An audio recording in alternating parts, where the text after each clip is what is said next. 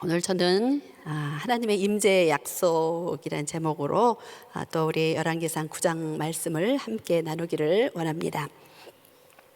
오늘 말씀은 열왕기상 9장과 또 요한복음 18장 12절에서 18절까지의 말씀을 함께 나누기를 원하는데요.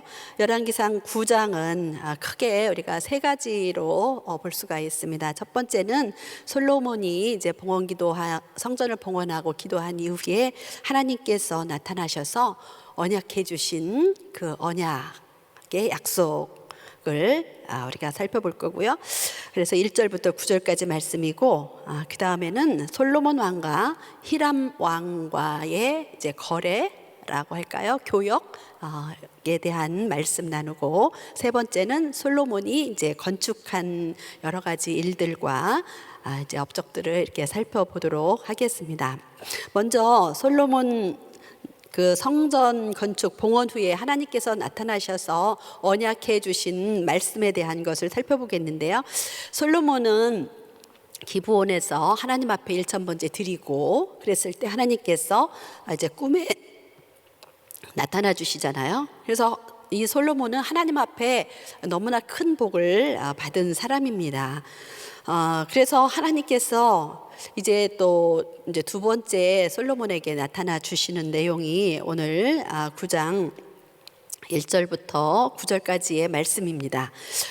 하나님은 솔로몬의 일천번제도 기뻐 받으셨고, 또 솔로몬이 봉헌 기도, 하나님의 성전에서 드리는 기도가 하나님의 마음에 참 들으셨는 것 같아요. 오늘 2절을 보시면 여호와께서 전에 기브온에서 나타나신 같이 다시 솔로몬에게 나타나사 이렇게 말씀하고 있는데, 전에 나타나셨다. 이거는 뭐예요? 첫 번째 이제 솔로몬에게 나타나셨는데 하나님께서 어떻게 나타나셨습니까? 하나님께서 꿈으로 나타나셨다고 말씀하고 계세요. 꿈에 말씀하신 거예요. 그런데 솔로몬은 그 하나님께서 꿈에 말씀하신 것을 믿고 하나님 앞에 감사제를 드리는 것을 보게 돼요. 여러분 좋은 꿈 꾸시면 하나님 앞에 감사제 드리시기 바랍니다. 그래서 저도 얼마 전에 너무 좋은 꿈을 꿔서 예전에는 그냥 좋은 꿈 꿨다 이렇게 자랑하고 이야기했는데 솔로몬처럼 감사제를 드려야 되는구나. 그래서 하나님 앞에 이제 감사하게 됐는데요. 두 번째 하나님께서 솔로몬에게 이제 그 기브온에서 나타남 같이 나타나셨다. 그러니까 뭐예요? 꿈으로 나타내 주셨다는 말씀이잖아요. 그래서 하나님께서 꿈으로 우리에게 말씀하십니다. 꿈은 하나님께서 우리와 말씀하시는 통로가 되는 것이죠. 그런데 그 꿈을 우리는 잘 분별할 줄 알아야 되는 것입니다. 그래서 꿈의 해석도 매우 중요한 거죠. 성경에는 꿈의 사람들에 대해서 여러 사람들에 대한 이야기가 나와 있어요. 야곱도 꿈을 꾸었고, 요셉도 꿈을 꾸었고, 다니엘도 꿈을 꾸고 해석하고, 수많은 사람들이 이렇게 하나님께서 주시는 그 꿈들을 꾸셨죠. 여러분도 신령한 꿈을 꾸시게 되기를 바랍니다. 그래서 솔로몬에게 이제 나타나셔서 말씀하셨는데 8장 29절에 보면은 이제 그 솔로몬의 기도 중에 이런 기도가 있어요. 주께서 전에 말씀하시기를 내 이름이 거기 있으리라 하신 곳 이 성전을 향하여 주의 눈이 주야로 보시오며 주의 종이 이곳을 향하여 비는 기도를 들으시옵소서, 이렇게 기도를 드립니다. 그런데 오늘 하나님께서 솔로몬에게 나타나셔서 응답을 주시는데 솔로몬이 한 그 기도 그대로 주시는 것 같아요. 3절을 우리 함께 같이 읽겠습니다. 여호와께서 그에게 이르시되 내 기도와 내가 내 앞에서 간구한 바를 내가 들었은즉 나는 내가 건축한 이 성전을 거룩하게 구별하여 내 이름을 영원히 그곳에 두며 내 눈과 내 마음이 항상 거기에 있으리니. 여러분, 우리가 기도할 때 구체적으로 무엇을 기도하는가 너무나 중요해요.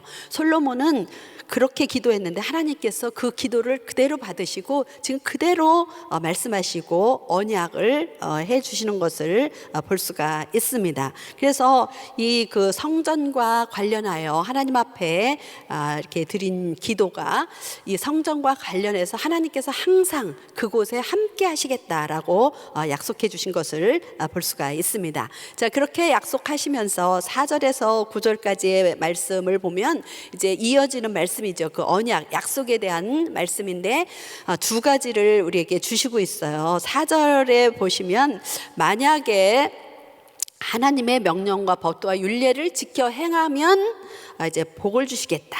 내 위를 영원히 견고해 주시겠다는 축복의 말씀이죠. 그런데 이제 6절에서 9절까지의 말씀을 보면요, 만약에 이제 거기 만약이라는 단어가 들어가 있어요. 하나님의 계명과 법도를 지켜 행하지 아니하고 이방신을 쫓고 불순종을 하면 이스라엘을 그 땅에서 끊어버리겠다. 성전도 하나님께서 버리시겠다. 영원히 함께 하시겠다 그랬는데 버리시겠다. 저주받을 것이다. 이방 민족의 속담거리가 될 것이다. 이렇게 말씀하고 계신 것을 볼 수가 있어요. 이러한 내용은 모세를 통해서 하나님께서 시내산 모압 평지에서 또 시내산부터 계속 말씀을 주시면서 축복의 말씀을 주실 때 순종하면 하나님의 율례와 법도에 순종하면 축복이요, 불순종하면 저주를 받을 것이라는 말씀을 계속 주시는 거예요. 그런데 순종하면 축복이고 불순종하면 저주다, 이거를 하나님이 계속 우리에게 들려서 말씀하시는 거예요. 하나님은 왜 그럴까요? 우리에게 계속 축복된 삶을 살기를 원하시는 것이죠. 그래서 솔로몬에게도 나타나셔서 이렇게 말씀하시면서 이스라엘의 그 평안과 번영이 있고 그 이스라엘이 하나님이 함께 하시는 것을 열방에 나타내는 삶을 살기를 원하셨던 것을 우리가 볼 수가 있습니다. 하나님은 우리 인간의 죄성, 연약함을 아시기 때문에 경고하시고 또 경고하시고 반복해서 말씀하시는 것을 볼 수가 있습니다. 그래서 신명기 그 6장 4절에서 5절까지를 보면 이스라엘아 들으라, 우리 하나님 여호와는 오직 유일한 여호와시니 너는 마음을 다하고 뜻을 다하고 힘을 다하여 내 하나님 여호와를 사랑하라, 이렇게 말씀하시는 거예요. 오늘도 요약하면 솔로몬에게 언약해 주신 말씀을 요약하면 이 두 가지라고 볼 수가 있잖아요. 그렇죠? 하나님을 사랑하고 힘을 다하여서 지켜 행하는, 순종하면 복을 받는다라는 것을 말씀하시는 것입니다. 하나님은 우리를 사랑하실 때 계명을 통해서 우리를 사랑해 주십니다. 자, 여호수아에게도 내 이 율법책을 내 입에서 떠나게 말며 주야로 그것을 묵상하여 그 안에 기록된 것을 다 지켜 행하라, 그리하면 내가 평탄하게 될 것이다, 이렇게 말씀하고 있어요. 그리고 다윗 이제 오늘 말씀 4절에 보면 내 아버지 다윗의 행함 같이라고 이렇게 이야기를 하고 있어요. 그래서 다윗의 삶이 그 솔로몬의 삶같이 살기를 원하시는 거예요.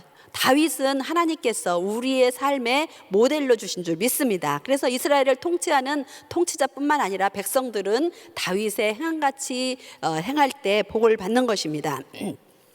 자, 그런데 솔로몬과 이스라엘 백성이 이렇게 축복하시기를 원하시는 그 하나님의 간절한 마음을 이제 외면하고 실패하고 말죠. 그래서 역사 속에서 정말 하나님께서 성전 버릴 수 있다라고 하셨는데 그 멸망을 경험하게 되는 그런 안타까움을 우리가 보게 됐죠. 결국 인간은 실패할 수밖에 없지만 하나님은 실패하지 않으십니다. 반드시 회복시켜 주시는 것입니다. 이제 두 번째로 이제 솔로몬 왕과 그 히람에 관한 내용을 보시겠는데, 열왕기상 두 부분으로 좀 나눠져 있어요. 9장 안에 히람과의 이야기가 9장 10절에서 14절까지와 또 26절과 28절에 이제 그 히람과의 관계에 대한 이야기가 나와 있는데요. 먼저 10절에서 14절까지의 말씀에는 솔로몬 왕이 건축을 하면서 많은 이런 목재라든지 여러 가지 그 건축 자재와 금 이런 것이 이제 필요했던 것을 볼 수가 있어요. 그래서 히람이 이런 건축 자재와 금을 보내고 이것에 대해서 솔로몬이 그 대가로 갈릴리 20성읍을 이제 히람에게 주었다, 이렇게 이야기를 하고 있어요. 그런데 이제 그 땅이 척박한 땅, 개발되지 않은 땅이었기 때문에 히람은 그것을 기뻐하지 아니하였다. 그래서 그 땅을 가불이라고 이렇게 이제 이름을 붙였어요. 바불이라는 것은 무가치하다, 별로 좋은 것이 없다, 이런 이제 뜻이거든요. 그런데 나중에 이제 솔로몬이 그것을 그 땅을 이제 개발하고 이제 좋은 땅, 민족이 거할 수 있는 땅으로 이렇게 만드는 걸 볼 수가 있어요. 자, 그다음에 26절에서 28절은 이제 솔로몬이 히람과 이제 교역을 하는, 그런 무역을 함께하는 무역의 동반자라고 그럴까요? 동역자, 제 파트너라고 볼 수가 있는데, 26절에서 28절에 보면 솔로몬이 이제 선박을 제조하였다, 그러니까 조선업을 한 거예요. 그리고 그 배를 가지고 무역을 한 것을 내용이 이제 28절에 나와 있어요. 그 히람과 솔로몬의 종들이 오빌에서 이제 무역을 해서 금을 얻은 것을 솔로몬에게로 가져왔더라. 그래서 금을 가져왔는데 420달란트를 가져왔다. 그래서 솔로몬이 금과 기타 이런 은과 이런 것이 얼마나 풍부했는지 볼 수가 있어요. 그 다음에 이제 이런 무역의 내용은 이제 10장에서 더 자세히 이제 기록을 하고 있어요. 그 10장 22절에 보면 왕이 바다에 다시스 배들을 두어 히람의 배와 함께 있게 하고 그 다시스 배로 3년에 한 번씩 금과 은과 상아와 원숭이와 공작을 실어 왔음이더라. 그래서 솔로몬 왕이 그 지혜로 이런 또 무역을 통해서 나라를 번성케 하고 부강케 하고 물질적인 풍요를 누릴 수 있도록 이렇게 했던 것을 볼 수가 있어요. 자, 그래서 10장에서 여러분 나중에 솔로몬의 이 지혜로 재산과 무역을 어떻게 했는지를 볼 수 있는데 나중에 또 묵상하시게 되기를 바라고요. 이제 세 번째로 솔로몬이 건축한 내역을 기록을 하고 있는 내용이 이제 9장 15절에서 25절까지의 말씀 속에 있습니다. 솔로몬은 성전을 짓고 왕궁을 짓고 하는데 20년이 걸렸다라고 이야기를 하고 있어요. 솔로몬은 성전과 왕궁만 건축한 것이 아니라 또 도시들을 많이 건축을 했고 또 국방을 위해서 성벽을 건축하고 이런 요새를 건축하는 일을 많이 했어요. 그래서 솔로몬은 지혜의 왕이기도 하지만 또 건축의 왕이라는 것을 볼 수가 있습니다. 15절에서 19절에 솔로몬이 이제 건축한 내용이 있는데 우리 한번 15절을 읽어보겠습니다. 솔로몬 왕이 역군을 일으킨 까닭은 이러하니 여호와의 성전과 자기 왕궁과 밀로와 예루살렘 성과 하솔과 무깃도와 게셀을 건축하려 함이었더라. 자, 우리 지도 한번 보여주시겠어요? 1번 지도. 이게 조금해서 보이시나 모르겠네요. 조금 확대가 될까요? 여기에 보면 제가 이제 동그라미로 이렇게 빨간 걸로 이렇게 해놨는데 조금 글씨가 조그매요, 그렇죠? 자, 솔로몬이 이제 건축한 그 요새들 이런 것을 이제 여기에 기록을 하고 있는데 그냥 여러분이 이렇게 지도 보면서 대략 조금 이렇게 느끼셨으면 싶어서 제가 이제 올렸는데요. 밀로를 건축했다. 예루살렘 성 쪽에 이제 그 사해보다 조금 그 위쪽에 이렇게 동그라미처럼 데가 예루살렘 성이거든요.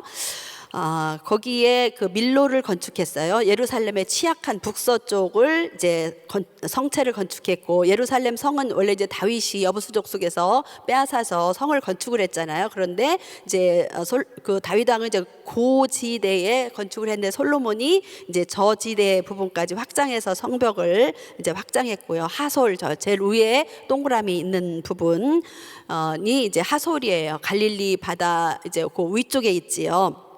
그래서 이제 북방 이제 국경을 이제 이렇게 강화한 것을 볼 수 있고, 그 다음에 무깃도가 있어요. 거기 위에서 조금 내려와서 보면 동그라미 있는 부분, 거기에 이제 무깃도인데, 무깃도도 굉장히 중요한 교역의 통로가 되는 그 중요한 교통 도로입니다. 그리고 그것을 또 요새화했던 것을 볼 수가 있고요. 그 다음에 이제 17절에서 18절 말씀을 보면 그 솔로몬이 그 게셀과 베드론을 건축을 하고, 또 바알락과 그 땅의 들에 있는 다드몰과 자기에게 있는 모든 국고성과 병거성들과 마병의 성들을 건축하고, 솔로몬이 또 예루살렘과 레바논과 그가 다스리는 온 땅에 건축하고자 하던 것을 다 건축하였는데, 그래서 솔로몬이 많은 것을 건축했어요. 우리 한번 이제 두 번째 지도 한번 보시면 그 이제 아까 그거 이렇게 동그라미 있던 거 계속 거기 있는 거예요. 그래서 그 이제 그 유대 예루살렘 지역에 이스라엘 지역에 있는 그 도시들과 이런 건축한 거고, 지금 북쪽으로 이렇게 올라가서 끝에 이제 있는 곳이 이제 다드몰이에요. 그래서 그 이스라엘의 영토가 저렇게 큰 건 아니잖아요. 근데 솔로몬 시대 때에 솔로몬이 다스린 지역이 영토 이렇게 지배를 하고 다스린 거죠. 그러니까 조공을 받은 거죠. 그 지역이 얼마나 넓은지 저 위에까지 되어 있고, 다드모를 건축했다 그래서 저 다메섹보다 더 위쪽에 있는 지역에까지 이렇게 솔로몬이 요새를 구축한 걸 볼 수가 있어요. 그러니까 솔로몬 시대에, 다윗 시대에도 많은 그 땅을 그 회복하고 영토를 했지만, 솔로몬 시대에 그 통치 영역이 얼마나 넓은지를 보여주는 거예요. 자, 그래서 이렇게 밀로를 건축하고 예루살렘 성을 건축하고 하솔을 건축하고 무깃도를 건축하고 게셀을 세우고 베토론 아랫 베토론 뭐 이렇게 건축을 하고, 그리고 이제 그 저 위쪽까지 다드몰까지 이런 그 전략적으로 요충지들을 확보하고 있는 솔로몬을 보게 됩니다. 그래서 솔로몬이 국고성, 이제 그 나라의 그 창고를 많이 건축을 하고 북쪽에 또 병거성과 마병성을 두었다. 이것은 뭐예요? 이스라엘의 그 국력이 든든할 때 전쟁으로부터 보호되는 거예요. 왜냐하면 국력이 막강할 때 전쟁을 싸우기 위한 거라기보다는 전쟁이 일어나지 않게 하는 거예요. 그래서 지금 각 나라, 미국이나 중국이나 이런 열방들이 왜 이런 군사에 이런 그 많은 투자를 하고 개발을 하고 하냐면, 전쟁을 하기 위한 것이 아니라 전쟁을 억제하기 위한 거예요. 우리가 이런 걸 개발해서 우리는 이런 무기를 가지고 있다 이렇게 광고하잖아요. 그거는 우리 이렇게 어마어마한 거 있으니까 니네 전쟁하지 마 그거잖아요. 그래서 솔로몬 시대 때 보면 솔로몬이 전쟁했다 하는 이야기가 없어요. 그러니까 그만큼 국력을 이렇게 국방을 든든하게 하고 또 재정적으로 번영을 누리는 것은 바로 하나님이 그에게 지혜를 주시고 함께 하셨기 때문이라는 것을 우리가 볼 수가 있습니다.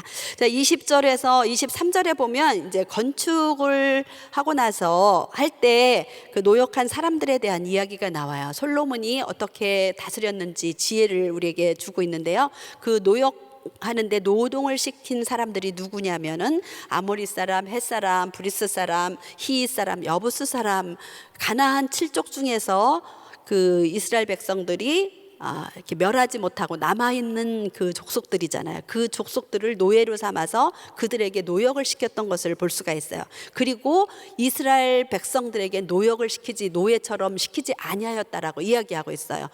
오히려 이스라엘 백성들에게는 이렇게 명예로운 지위를 주고 지휘관이나 감독을 삼은 것을 볼 수가 있어요. 이것을 특별히 이제 기록하고 있는데, 나중에 이거는 이제 솔로몬 왕 이후에 르호보암 사건과 이제 연결해서 우리가 이제 볼 수가 있는데, 솔로몬이 이렇게 많은 건축을 하다 보니까 백성들이 지치고 힘들잖아요. 그래서 이제 르호보암 왕에게 이제 이런 이제 힘든 것을 와서 이렇게 불만을 할 때 지혜롭게 그것을 받아들이지 못한 르호보암을 우리가 이제 볼 수가 있는데요.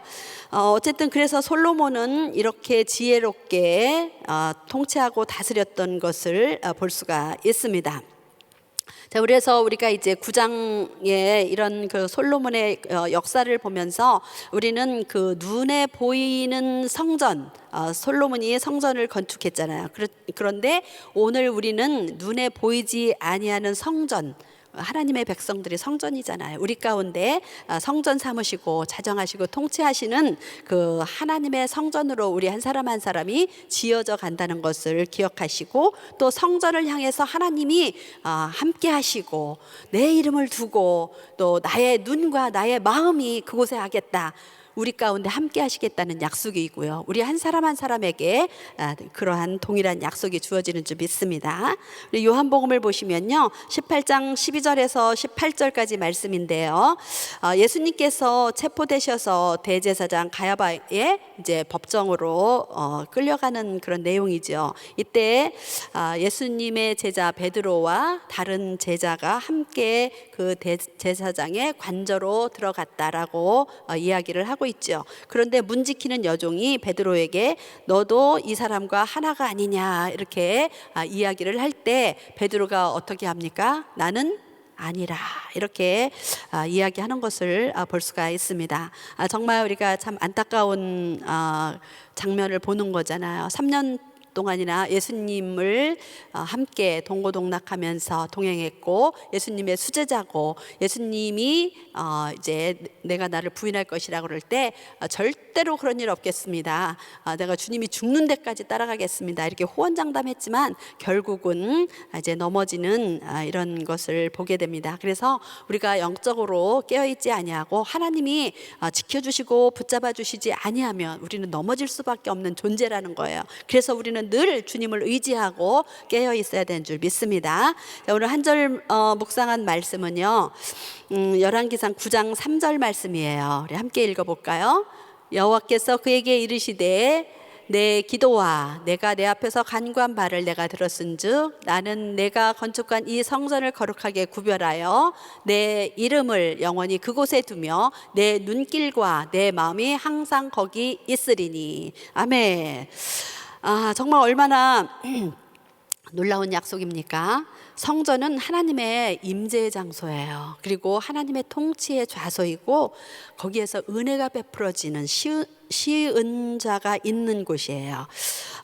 그래서 이렇게 하나님께서 솔로몬의 기도를 들으시고 응답해 주신 이 그 솔로몬 성전의 임재의 언약 우리에게 동일하게 주신 것을 기억하시면서 몇 가지를 살펴보려고 합니다. 첫 번째는 성전을 거룩하게 구별하여 주시겠다라고 말씀하고 계세요.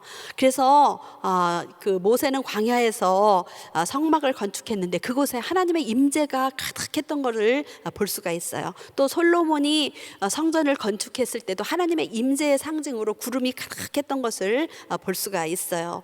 오늘 우리에게 여러분 눈에 구름 안 보이시지요? 영의 눈을 열고 보시면 오늘 이곳에 주님의 영광 구름이 가득한 줄 믿습니다. 그래서 우리는 주님이 우리와 함께 하시고 임재하신다는 걸 늘 사모해야 돼요. 이 임재의 약속은 이미 주신 거예요. 이걸 붙잡고 하나님 나에게 임재해 주세요. 내 삶에 임재해 주세요. 내 사업장에 내 자녀에게 임재해 주세요라고 하나님 약속하셨잖아요. 내가 성전입니다라고 우리는 하나님 앞에 나가야 되는 줄 믿습니다. 그래서 예수님의 십자가의 보혈로 말미암아 성전된 우리가 담대하게 하나님 앞에 나갈 언약이 주어져 있는 것입니다.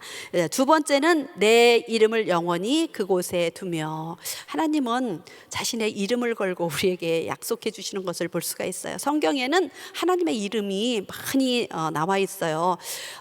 그래서 이제 여호와 이레, 여호와 니시, 여호와 라파 이렇게 쭉 그 여호와 이름 뒤에 붙는 이거는 하나님의 이름. 우리에게 어떤 환경과 상황 속에서 하나님은 어떤 하나님으로 우리에게 함께 하시고 나타내 주시고 응답해 주시는지를 그 이름 속에 나타내 주시는 거예요. 그런데 성전에 내 이름을 두겠다 이렇게 약속하셨어요. 내 이름. 그래서 예수님은 내 이름으로 기도하면 이름의 약속을 주셨습니다. 우리가 예수 이름으로 구원받았고 또 예수 이름으로 또 권세와 능력이 있고 예수 이름으로 기도하면 응답받는 줄 믿습니다. 하나님의 약속은 이렇게 구약과 신약이 다르지 않아요. 동일해요. 예수님께서 요한복음 14장 13절에서 14절 이렇게 말씀하십니다. 너희가 내 이름으로 무엇을 구하든지 내가 행하리니 이는 아버지로 말미암아 아버지로 하여금 아들로 말미암아 영광을 받으시게 하려 함이라. 내 이름으로 무엇을 구하든지 내가 행하리라. 아멘. 자, 우리는 예수 이름을 소유한 자입니다. 얼마나 축복입니까? 그렇죠? 그래서 베드로와 요한이 성전에 들어갈 때 미문에 앉은 안진뱅이를 보고 금과 은은 내게 없거니와 내게 있는 예수 나사렛 예수 이름으로 걸어라 할 때 놀라운 역사가 일어났잖아요. 우리에게도 그런 이름 주셨습니다. 이제 마지막 세 번째는 내 눈길과 내 마음이 항상 거기 있으리라. 이건 얼마나 축복입니까? 근데 두렵기도 해요. 너무 두려워요. 왜냐하면 하나님이 여러분 매일매일 눈길로 하나님의 마음이 우리를 향하시고 지켜보시는 거는 좋은 것도 있어요. 하나님이 나와 함께 하시구나. 나의 모든 것을 아시구나. 나의 연약함도 아시고 내 진심을 하나님은 아신다.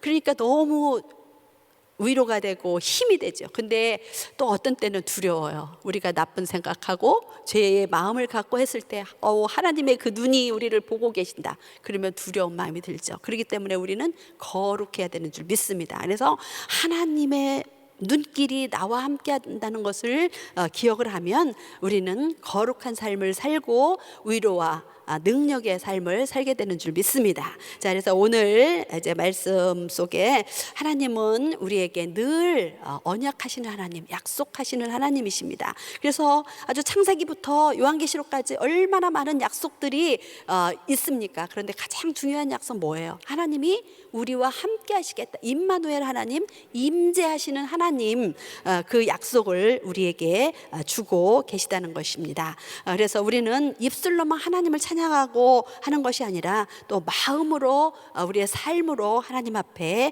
드려질 때 하나님은 우리를 통해서 영광을 받으시고, 오늘도 하나님의 전에 나오신 우리 모든 성도님들에게 하나님은 거룩하게 우리를 구별하여 주시고 하나님의 이름을 우리에게 주시고 하나님의 눈길과 마음을 우리에게 주시는 축복을 우리에게 주십니다. 오늘도 주님과 동행하며 하나님의 임재 속에서 이러한 축복을 누리는 우리 모든 성도님 되시기를 예수님의 이름으로 축원합니다. 기도하겠습니다.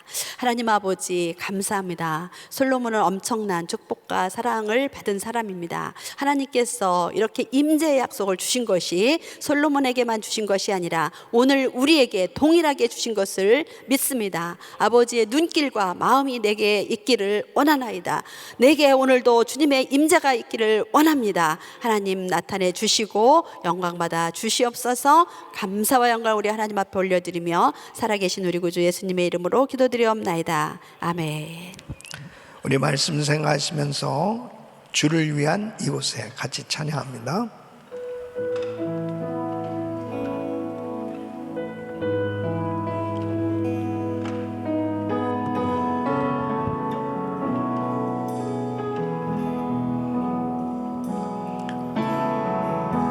주를 위한 이곳에 예배하는 자들 중에 그가 찾는 이 없어 주님께서 슬퍼하시네.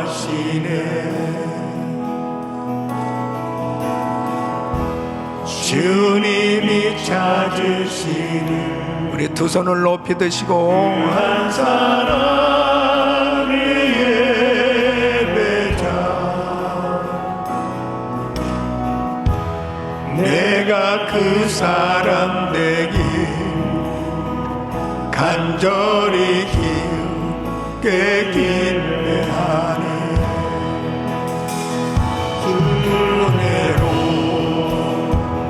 이곳에 서 있네. 주님께에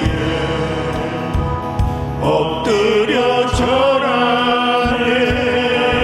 그 어느 것도 난 필요 없네.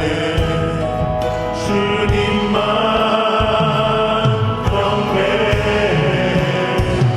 주내로 이곳에 서 있네. 주 임재에 엎드려 절하네. 그 어느 것도 난 필요 없네. 주님만 경배. 주님대로 이곳에 서 있네. 엎드려 절하네.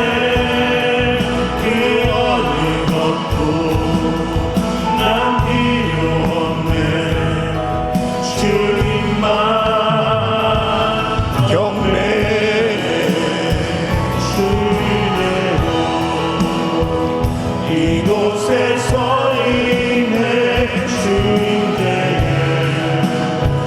엎드려 절하네 그 어느 것도 난 필요 없네 주님만 경배. 아멘, 아멘.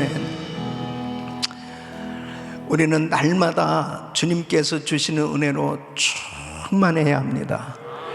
주님의 임재를 늘 경험하며 사는 삶, 가장 복된 삶인 줄로 믿습니다. 하나님께서 주신 이 놀라운 은혜를 날마다 유지하고 누리며 사는 것이 중요한 거예요. 이 솔로몬에게 놀라운 은혜를 주셨는데 1000번제를 드리고 난 후에 하나님께서 주신 축복은 바로 그에게 지혜를 주셨어요.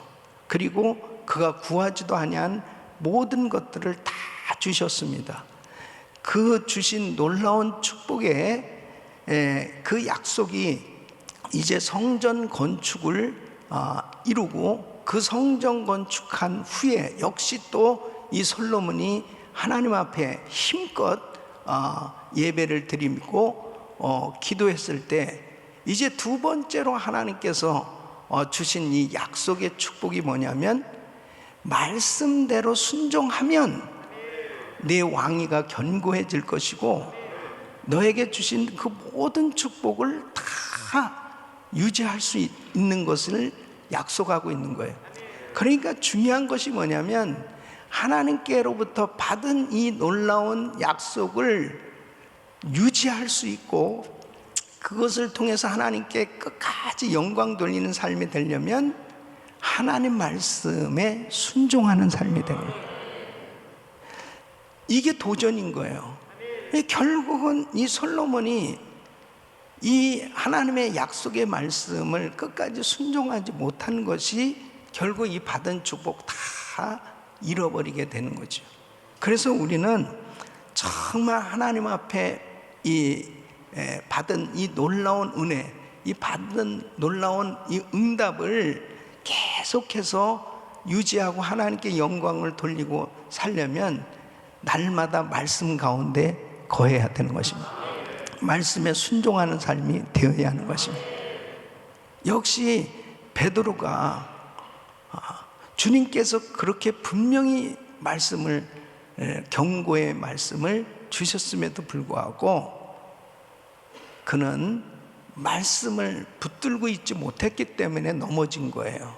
그래서 나는 저의 제자가 아니라고 예수를 부인하는 어처구니 없는 실수를 하게 된 거죠. 여러분, 말씀 붙들고 살아야 승리합니다. 말씀 가운데 깨어 있어야 합니다. 말씀에 순종해야 하나님의 주신 축복 누리고 살 수 있습니다. 이 팬데믹 가운데 아무리 힘들고 어렵다 하더라도 하나님의 말씀 붙들고 있으면, 말씀에 순종하면 하나님의 역사는 이루어지는 것입니다. 두 손을 가슴에 모시고 몸이 아픈 분들 아픈 곳에 손 얹으십시오. 거룩하신 아버지 하나님, 하나님께서 우리에게 놀라운 은혜와 축복을 날마다 부어주시는데 아버지 하나님, 항상 마음을 온전히 다해서 하나님의 율례와 법도 하나님의 말씀을 끝까지 순종하는 삶 되게 하여 주시옵소서. 하나님의 임재의 이 언약은 오늘도 우리에게 그대로 이루어져서 예배하는 우리에게 친히 임재하셔서 오늘도 말씀을 주신 줄 믿습니다. 주여, 항상 구별된 삶 되게 하여 주시옵소서. 항상 하나님이 나를 바라보고 있는 사실을 확실히 믿게 하여 주셔서 주님의 임재 가운데 주님 말씀에 전적으로 순종함으로 하나님께 영광 돌리는 삶 되게 하여 주시옵소서. 연약한 육신들 안수하사 깨끗게 하여 주시옵소서. 내가 나사렛 예수 그리스도 명하노니 코로나 바이러스 소멸될지어다. 모든 암세포는 없어질지어다. 모든 연약한 부분을 우리 주님께서 친히 안수하시사 깨끗게 하여 주시옵소서. 내가 나사렛 예수 그리스도 명하노니 모든 흑암의 세력들 병만은 떠나 갈지어다. 주여 역사하여 주시옵소서. 특별히 우리 사랑한 자녀들을 축복해 주셔서 세상과 구별된 삶 되게 하여 주시옵소서. 악한 것들이 저들 만지지 못하게 하여 주시옵소서. 하나님 아버지, 저들에게 성령 충만함을 부어주셔서 아버지 하나님의 말씀에 전적으로 순종하며 하나님의 약속이 이루어지는 복된 삶 되게 하여 주시옵소서. 주님께서 우리 귀한 성도들 아버지 하나님 이 팬데믹 가운데서도 끝까지 말씀 붙들고 순종함으로 하나님의 이 놀라운 임재의 언약을 늘 경험하며 하나님께 영광 돌리는 삶 되게 하여 주시옵소서. 이제 우리 주 예수 그리스도의 이름과 우리 하나님 아버지의 그 무한하신 사랑, 성령님의 감동 감화교통 충만하신 은총이 어떤 상황 가운데서도 끝까지 하나님의 말씀에 순종함으로 하나님의 이 언약의 축복이 삶 가운데 그대로 이루어지는, 그리고 하나님께 영광 돌리는 삶이 되길 원하는 모든 성도들 머리 위 이제로부터 영원토록 함께 있을지어다. 아멘.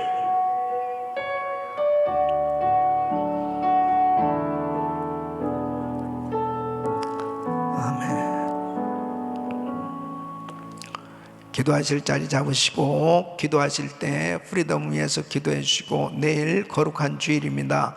1부, 2부, 3부, 4부 또 우리 EM 교육부 예배, 우리 온 가족들 정말 큰 은혜 받을 수 있도록 하나님 앞에 간절히 기도해 주시고, 또 저를 위해서 기도해 줄 것은 내일도 하나님의 음성을 전달할 수 있게 하여 주시고 놀라운 성령의 역사가 일어날 수 있도록 위해서 기도해 주시길 바랍니다. 추수감사 부흥회를 위해서 간절히 기도하시길 바랍니다. 주여 부르짖고 기도합니다. 주여 주여 주여. 걸어가시고